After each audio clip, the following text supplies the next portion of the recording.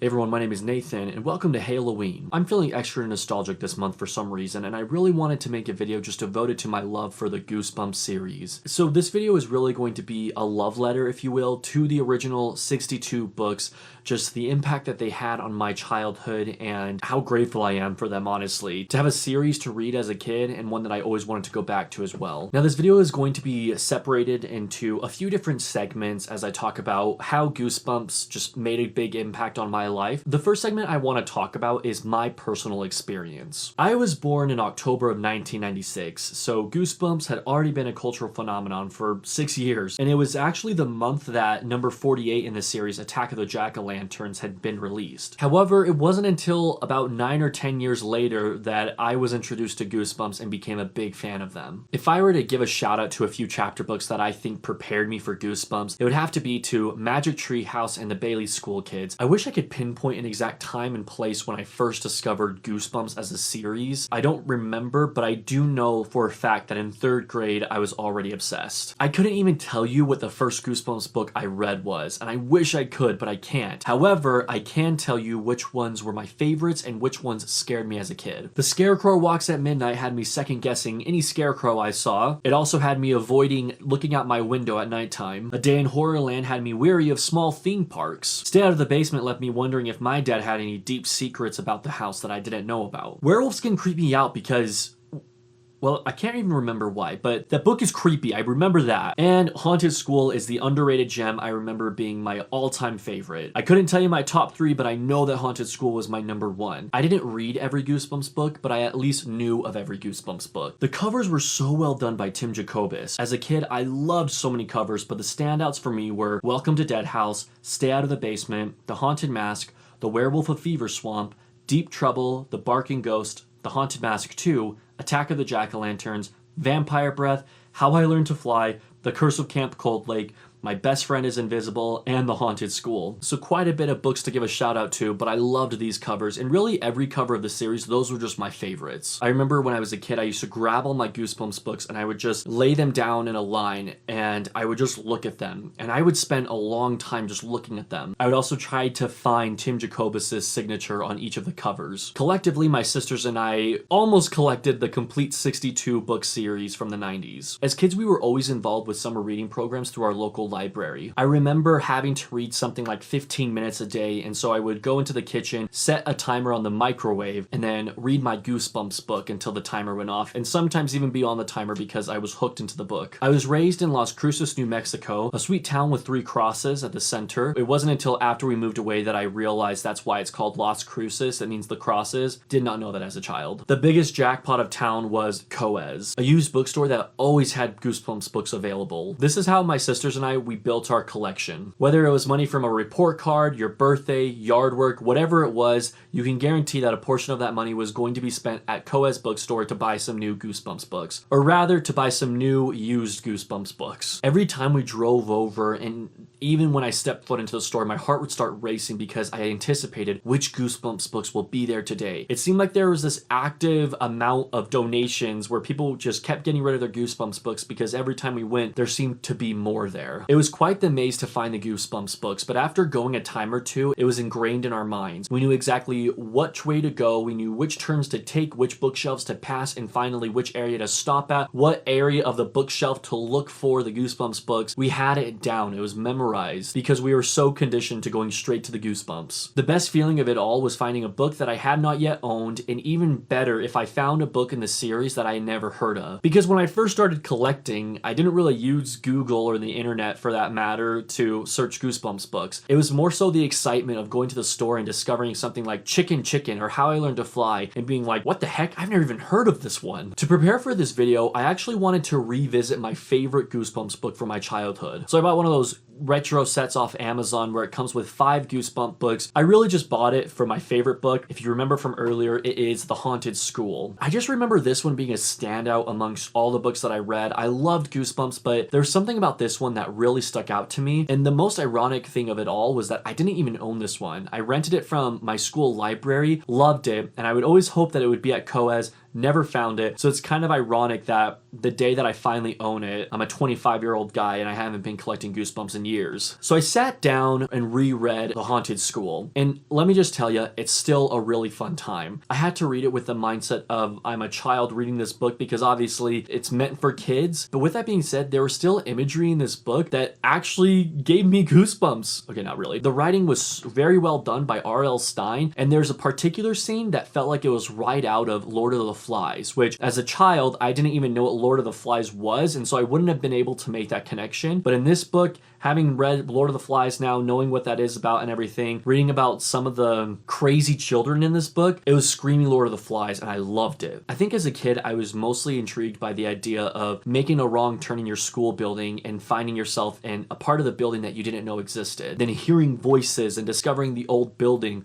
the gray world. Everything about this really intrigued me and stuck with me as a kid. It was fun going back into it because right away, there are some parts of the book that set you up for a twist in the end. And right away, something happened with the character and I was like, I know where this is going. I remembered it from when I was a kid. But there's a whole chunk of this book that I completely forgot about. It's when Ben and Tommy escape the classroom and are running in the darkness of night and are attacked by the other children. And that's where it becomes pretty Lord of the Flies on the reader. I loved that whole entire sequence. They're drinking this like black glue, spitting it on each other so that they can be completely dark and blend in with the night. They don't want to associate themselves with any color. That whole entire sequence was horrifying to read about. And even as an adult, I was like, wow, this is like really well done. It made me want to read more. And I'm excited because this retro set comes with 4 other books that I plan to read. I have a few others coming, but it kind of led me to have the same drive that I had as a child going to the Coes bookstore in Las Cruces, New Mexico. And so I hunted down some bookstores in the Salt Lake area. I went to the first one and it looked amazing, really cool aesthetic, but unfortunately it had no Goosebumps. Or at least the Goosebumps that it did have were like Slappy World, Horrorland, or new editions of the original series. I don't want any of that. I want the OG 90s covers. I don't want any updated editions. If I'm going to recollect this whole series, that's the way I want it to be. And then I went to a second bookstore, and a third bookstore, and a fourth bookstore, and I found myself at DI. Either way, none of the bookstores had the 90s Goosebumps books that I was wanting. And it made me realize that I was searching for those books 15, 16, 17 years ago, around the time when all the 90s kids who were no longer into Goosebumps were giving them away. But this time period, 90s kids, if they still had their Goosebumps books, odds are they're going to keep them. They're not getting rid of them anytime soon. And I realized this isn't going to be as easy as I thought it was going to be. You're probably wondering, what did you do with your original Goosebumps books? When I was a teenager, I thought it would be a really good idea to sell my Goosebumps books and use the money to buy Fear Street books. Same author, I love Fear Street books as well. And so I did exactly that, got rid of all my Goosebumps books, used them to buy Fear Street books. The bittersweet ending is that I got a lot of Fear Street books now, but I have no Goosebumps books now. And so it was a joy to buy that retro set. But on top of that, I wanted to create a goal to buy the books again. I want to have all 62 Goosebumps books in my collection. So because the bookstores didn't work out, I then turned to Facebook Marketplace, OfferUp, Mercari, eBay, anything that I could to find some Goosebumps. And wouldn't you believe it, I found a listing for $3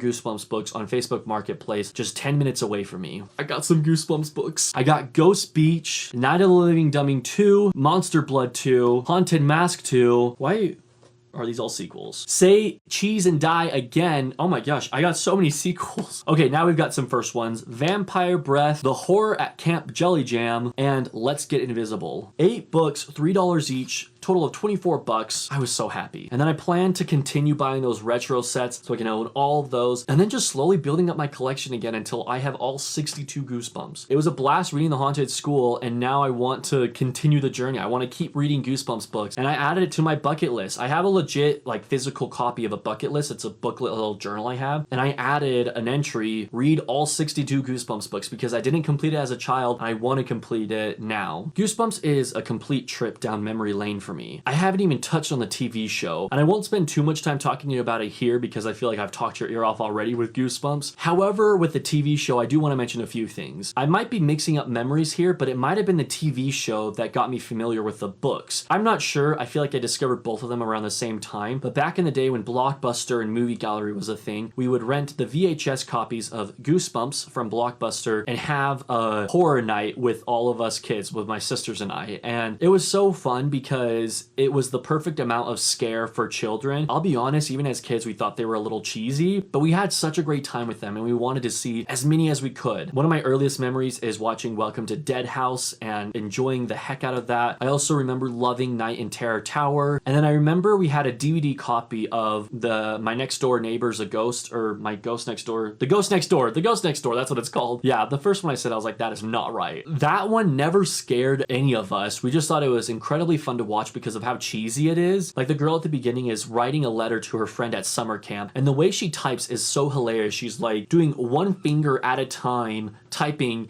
and then the camera pans around and the screen is completely black. Like the computer's not even on. And then another scene, the friend that she thinks is the ghost, he's like riding his bike, super blonde kid, and he like crashes into some trash cans or something, falls over, and you can see black eyebrows, and clearly it's a stunt double, but it's very obvious and hilarious to watch. And so I kind of feel bad for that one. We kind of tore that one apart rather than like just sat down and enjoyed it like we should have, like every other kid was. And then we also used to watch The Haunted Mask, and we thought it was so funny when Carly Beth is in the store buying her mask and the store owner is like, "What's your name, girl?" or whatever, and she takes the longest time to say Carly Beth. What is your name?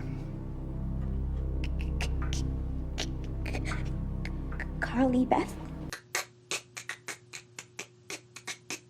Carly Beth? Just say your name. As kids, we would exaggerate that like crazy. Like our would last like for 10 minutes, not really that long, but you get the idea. And then also we love Night of the Living Dummy 3, seeing Hayden Christensen so young, and Ryan Gosling and Say Cheese and Die and how young he was there. This series was a blast.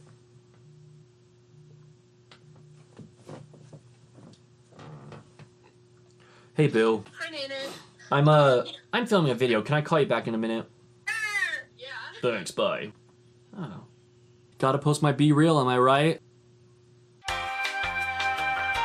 Anyways, Goosebumps is such a staple of my childhood, and I hope that I can feel at least a fraction of what I felt as a child, reading these books, being scared by them, laughing at them, thinking they were really weird. I just want to relive Goosebumps and revisit R.L. Stine. I'm so excited. That is my love letter to Goosebumps, my experiences with it, how grateful I am for it. I would love to hear in the comments what your favorite Goosebumps books were, or rather like your experience with Goosebumps. Do you still collect them? Are you like me? You got rid of all of them and now you're wanting them again? Hopefully not. Either way, thank you so much for watching, for joining me during HALEoween. Hope you have a great day.